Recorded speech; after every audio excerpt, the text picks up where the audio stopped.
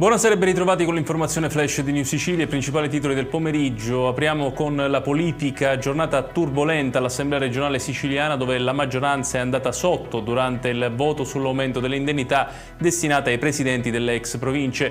La norma è stata bocciata con il voto segreto e decisive sono state le opposizioni e l'assenza di diversi deputati della maggioranza.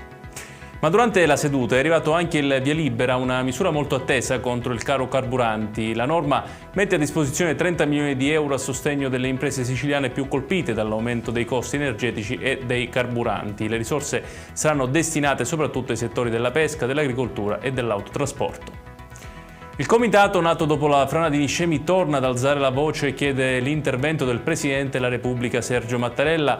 Al centro delle proteste c'è il decreto approvato dal Governo, al cui interno non sarebbero state inserite le proposte avanzate dal comitato al commissario per l'emergenza Fabio Ciciliano. Passiamo alla cronaca. Oltre 100 poliziotti e carabinieri sono stati impegnati allo Zen di Palermo, decine le perquisizioni alla ricerca di armi, munizioni ed esplosivi in risposta ai recenti episodi criminali che hanno coinvolto lo Zen, la borgata di Sferracavallo e la zona di Tommaso Natale. Il bilancio è di un arresto e diverse denunce e sanzioni.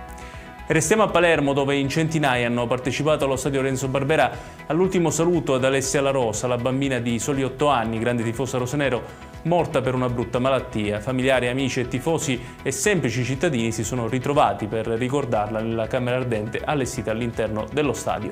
Ed è tutto per questa edizione, tutti i dettagli su queste notizie li trovate come sempre sul nostro sito www.newsicilia.it. Grazie per averci seguito e buon proseguimento di serata.